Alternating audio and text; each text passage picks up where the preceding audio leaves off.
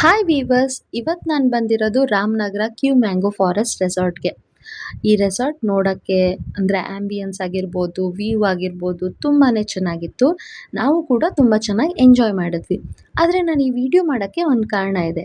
ಏನಪ್ಪ ಅಂದರೆ ಎಷ್ಟೊಂದು ಇನ್ಸ್ಟಾಗ್ರಾಮ್ ರೀಲ್ಸಲ್ಲಿ ನಾವು ನೋಡಿರ್ತೀವಿ. ಬರೀ 999 ಇದ್ದರೆ ಸಾಕು, ಈ ರೆಸಾರ್ಟ್ ಬೆಳಗಿಂದ ಸಾಯಂಕಾಲದವರೆಗೂ ನಿಮ್ಮದೇ ಅಂತ ಎಷ್ಟೊಂದು ಪ್ರಮೋಷನ್ ಮಾಡೋರು ಈ ಬ್ಲಾಗರ್ಸು ಹಾಕ್ತಾರೆ ಅಲ್ವಾ? ಸೊ ಇಲ್ಲಿ ನನ್ನ ರಿಕ್ವೆಸ್ಟ್ ಏನಂದರೆ, ರಿಯಾಲಿಟಿ ಏನಿದೆ ಅದನ್ನು ಮಾತ್ರ ನೀವು ಜನಕ್ಕೆ ತಿಳಿಸ್ಬೇಕು ಅಂತ. ನೀವು ಖಾಲಿ 999 ಅಂತ ಹೇಳ್ತೀರಾ ಅಥವಾ 1400 1000 ಒಬ್ಬೊಬ್ರದ್ದು ರೆಸಾರ್ಟು ಒಂದೊಂದು ಪ್ಯಾಕೇಜ್ ಇರುತ್ತೆ.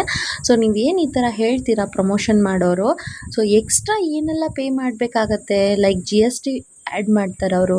ಕೆಲವ್ದ್ರಲ್ಲಿ 5% ಇದ್ದರೆ ಕೆಲವ್ದ್ರಲ್ಲಿ 18%. ಸೊ ನಾವು ಹೋಗಿದ್ದು ಕ್ಯೂ ಮ್ಯಾಂಗೋ ಫಾರೆಸ್ಟಲ್ಲಿ 18% GST ಆ್ಯಡ್ ಮಾಡಿದ್ದಾರೆ.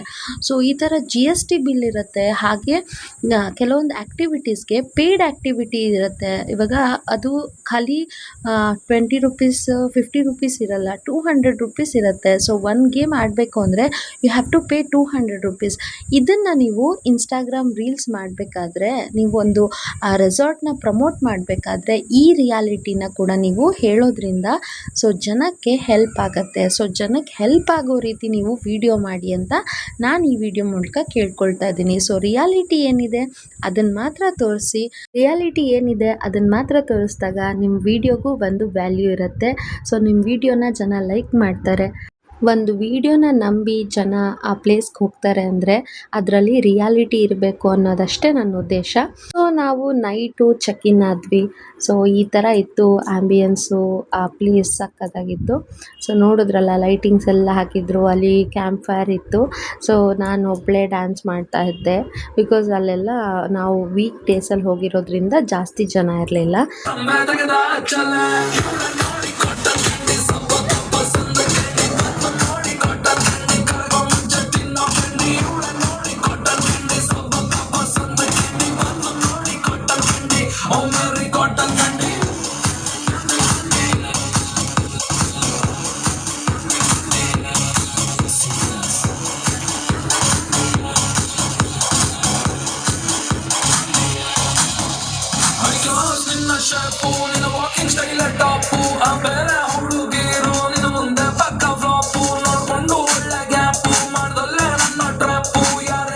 ದಾದ್ರಿ ಅಂತೂ ಸಖತ್ತಾಗಿ ಎಂಜಾಯ್ ಮಾಡ್ತಾಳೆ.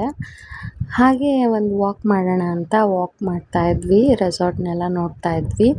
ಸೊ ಅಲ್ಲಿ ಸ್ನೂಕರ್ ಆಡಬೇಕು ಅಂತ ಹೇಳಿ ಶಿವು ಸ್ನೂಕರ್ ಆಡ್ತಾ ಇದ್ದ.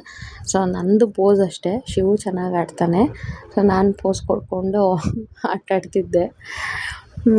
ಸೊ ಅದಾಯಿತು. ನಾವು ಟೆಂಟಲ್ಲಿ ಸ್ಟೇ ಮಾಡಿದ್ವಿ. ಸೊ ಮರುದಿನ ಬೆಳಗ್ಗೆ ಇದು. ಸೊ ಟೆಂಟ್ ಸ್ಟೇ ತುಂಬ ಚೆನ್ನಾಗಿತ್ತು. ನಾವು ಟೆಂಟ್ ಸ್ಟೇಲಿ ಇರಬೇಕು ಅಂತ ಹೇಳಿನೇ ಆ ಟೆಂಟ್ ಸ್ಟೇ ತೊಗೊಂಡಿದ್ವಿ. ಸೊ ಇದಾದಮೇಲೆ ನಾನು ಹಾಗೆ ಬೆಳಗ್ಗೆ ಒಂದು ರೌಂಡು, ಅಲ್ಲಿ ಫುಲ್ ಮಾವಿನ ತೋಟ ಅಲ್ವಾ, ಸೊ ಹಾಗೆ ವಾಕ್ ಮಾಡ್ತಾ ಇದ್ವಿ. ಬೇಗ ಎದ್ದಿದ್ವಿ, ಬೇಗ ಎಚ್ಚರಿಕೆ ಆಗಿತ್ತು. ಸೊ ಹಾಗೆ ವಾಕ್ ಮಾಡಿಕೊಂಡು ಎಲ್ಲ ತೋಟನೆಲ್ಲ ಬೆಳಗಿನ ಜಾವ ಹೇಗಿರುತ್ತೆ ಅಂತ ನೋಡ್ತಾ ಇದ್ವಿ. ಇದು ಒಂದಷ್ಟು ಫೋಟೋಸ್ ತೊಗೊಂಡಿದ್ವಿ. ಸೊ ಫೋಟೋಸ್ ಎಲ್ಲ ಮೆಮೊರೀಸ್ ಅಲ್ವಾ, ಸೊ ಹಾಗಾಗಿ ಆ ಫೋಟೋಸ್ನೆಲ್ಲ ಹಾಕಿದ್ದೀನಿ.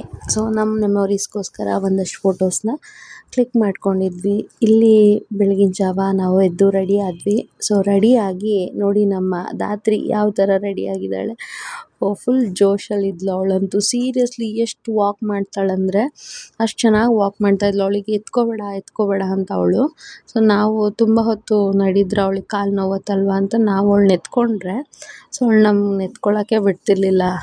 ಅವಳು ಪಾಡಿಗೆ ಅವಳು ಓಪನ್ ಪ್ಲೇಸ್ ಅಲ್ವಾ, ತುಂಬ ಚೆನ್ನಾಗಿ ಆಟಾಡ್ಕೊಂಡಿದ್ಲು. ಸೊ ಅಲ್ಲಿ ಮೆಮೊರೀಸ್ಗೋಸ್ಕರ ಮರುದಿನ ಬೆಳಗ್ಗೆ ಫ್ರೆಶ್ ಅಪ್ ಆದಮೇಲೆ ಸೊ ಒಂದಷ್ಟು ಫೋಟೋಸ್ ತೊಗೊಂಡ್ವಿ. ATV ಬೈಕ್ ರೈಡ್ ಮಾಡ್ದ ಶಿವು. ಸೊ ಈ ಥರ ಎಲ್ಲ ಅಲ್ಲಿ ಗೇಮ್ಸ್ ಎಲ್ಲ ಇತ್ತು, archery game, so rope activity. So ಇದೆಲ್ಲ ಶಿವನೇ ಆಡಿದ್ದು, ಬಿಕಾಸ್ ನಾನು ರೋಪ್ ಆ್ಯಕ್ಟಿವಿಟಿ ಎಲ್ಲ ನಾನು ಟ್ರೈ ಕೂಡ ಮಾಡೋಕ್ಕೆ ಹೋಗಿಲ್ಲ, ಬಿಕಾಸ್ ಇಟ್ ಈಸ್ ಡಿಫಿಕಲ್ಟ್ ಅಲ್ವಾ, ಸೊ ಸ್ವಲ್ಪ ಕಷ್ಟ ಆಗುತ್ತೆ ಅಂತ. ಸೊ ಇದು ನಾನು ಮಾಡಿದೆ ಆರ್ಚರಿ. ಇದು ನನಗೆ ಆಯಿತು. ಸೊ ಖುಷಿಯಾಗೋಯಿತು ಆಯ್ತಲ್ಲ ಅಂತ.